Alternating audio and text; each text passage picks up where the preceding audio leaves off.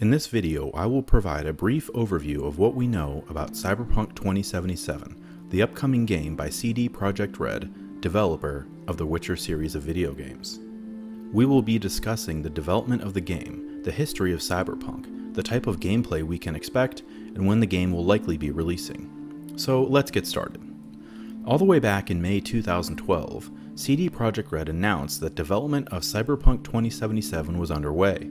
For those counting, that was about 7 years ago. In that time, CD Projekt Red has released one major title, The Witcher 3 in 2015. In 2013, a teaser trailer for Cyberpunk 2077 was released, and then it was radio silence. That is, until E3 2018, when CD Projekt Red showed a demo of the game behind closed doors to the press and some other developers. There was universal acclaim for what they saw, but it wasn't until August of that year that a similar demo was shown to the public in the form of a 48-minute gameplay demonstration. There's not really been anything else shown of the game since that time, though we know there will be a massive information blowout at E3 2019, as has been confirmed by CD Projekt Red. So what is Cyberpunk? If you're not into tabletop role-playing games, like me, you'll likely need to scour the internet for information about the established world of Cyberpunk. Cyberpunk 2077 is based in Night City, a fictional location on the west coast of the United States located between Los Angeles and San Francisco, California. As I mentioned before, the game has its roots in a tabletop RPG called Cyberpunk 2020, with 2020 being the year the game takes place in that fictional universe. The tabletop RPG released in the late 80s and early 90s, in a few different forms. There were also 2 books released, written by Stephen Bilius, 2 card games, and 1 mobile game released in 2007 called Cyberpunk: Arasaka's Plot. So the lore is quite established, but just not really in the world of video games. Obviously, there's a decent overlap between tabletop role-playing gamers and traditional video games, but CD Projekt Red will need to prepare to educate what will likely be a significant number of players that enjoy their games but haven't heard of Cyberpunk before. Still, there will be a learning curve for even veterans of the lore, as CD Projekt Red has taken the universe of Cyberpunk and pushed it forward another 57 years, which will allow them some additional creative freedom. So, what is the world of Cyberpunk like?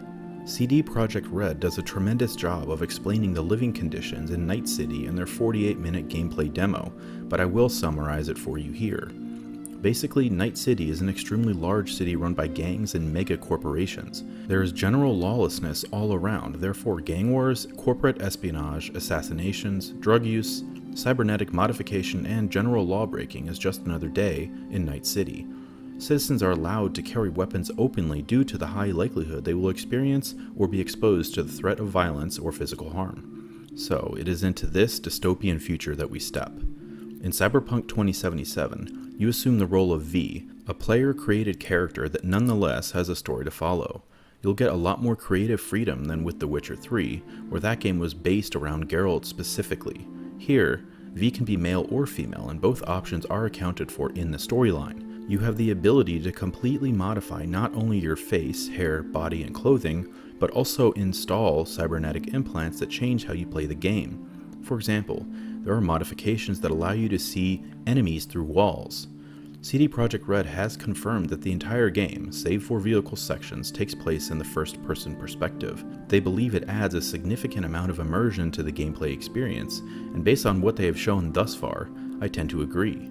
Just looking at how dialogue plays out in the game, with branching dialogue options in first person, makes the game more immersive looking. Speaking of conversations, it really seems as if you have limited time, in some cases at least, to make decisions in the course of dialogue with NPCs.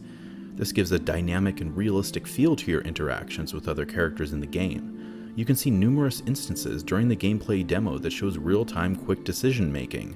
There are also, according to CD Projekt Red, irreversible choices that will have lasting effects, in some cases, on the overall game. Branching paths like this add a significant amount of replay value to games, not to mention the customizable nature of your character. Combat in the game is also in first person and mainly through the use of guns. It almost looks like a first-person shooter, but you do actually see in real time the damage totals your enemies are taking. This adds an RPG element to the game, which is good since, this is an RPG. Still, The RPG elements come into effect when using cybernetic upgrades, which as shown in the gameplay demo, could mean that bullets fired from your weapon can turn corners in midair, for example. For me, this is the biggest question mark as it relates to the game as a whole. I wasn't the biggest fan of the combat in The Witcher 3, and while this is nothing like that, the reason I enjoy CD Projekt Red's games is more for story, side quests, the open world atmosphere and lore than it is for combat. And, based on the gameplay trailer, there will be a lot of combat. I do think that, based on some behind the scenes reports by press that played the game a bit differently, there will potentially be a lot less combat if you choose to avoid it, but we will see. Still, I am a fan of first-person shooters, but this is a bit different. Night City is a lawless, dark place. Who is it that we will be fighting? Generally, it could just be some thugs on the street, but really the city is run by the mega corporations and various gangs.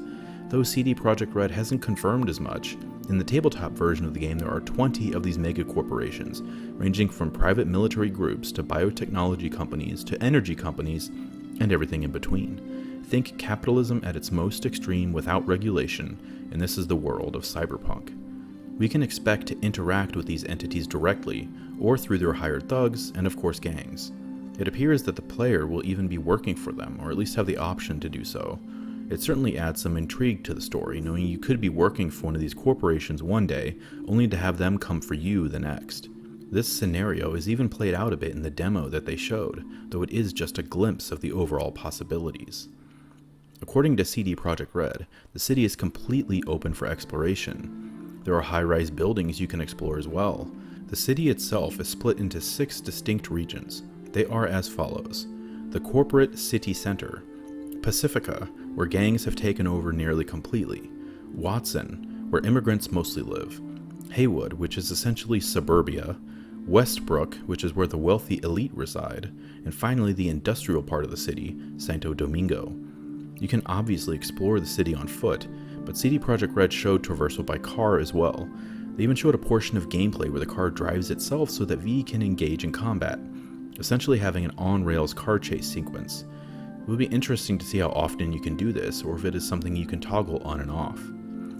Like other role-playing games, you collect experience points by completing quests. One interesting point about the game is that you can actually fail quests, and if you do, that will be that. The game moves on, and you will have to live with your failure. Obviously, this incentivizes you to plan appropriately and take on each task in a much more serious manner than you would if you knew you could just repeat it. A quest failure changes the story just as a success would, and as you move through the game, the overall outcome will be altered. So, when will it release? I recently made a video discussing this, but my belief is that we will see Cyberpunk 2077 this year, likely in October or November. By then, the game will have been in development for over 7.5 years, and CD Projekt Red will want to capitalize on having what will likely be the biggest release of the year available for people to purchase during the busiest shopping time of the year. Be sure to check out my video discussing the potential that Cyberpunk 2077 will be releasing later this year for a few specific reasons as to why I believe that. There's a ton more information out there, but this video was really meant to be a primer to the game. I would highly suggest that if you're interested in learning more, you grab a drink and a snack and check out the nearly hour-long gameplay video that CD Projekt Red released last year. The footage playing right now is from that video. If you've already watched that, there will also be a lot more information about the game coming at this year's E3. CD Projekt Red has called it the biggest E3 in the history of the company. Just based on that statement alone, you know we will be seeing way more of Cyberpunk 2077. Overall, Cyberpunk 2077 appears to be an incredibly ambitious game. Based on what we have seen, you can tell that there have been years of work and all kinds of iteration done to improve it bit by bit. I am excited to finally play it after seeing the reveal years ago. The only major question left is how good will it look on modern consoles. I am sure it will push PCs to their maximum potential, but how will it run on, say, the base Xbox One? We know that The Witcher 3 suffered some pretty noticeable graphical downgrades on console prior to release, so it will be interesting to see how Cyberpunk fares, especially if it does indeed release later this year. So, what do you guys think? Are you as excited for Cyberpunk 2077 as I am? Let's discuss in the comments. If you enjoyed this video, please be sure to like and subscribe, and as always, thank you so much for watching.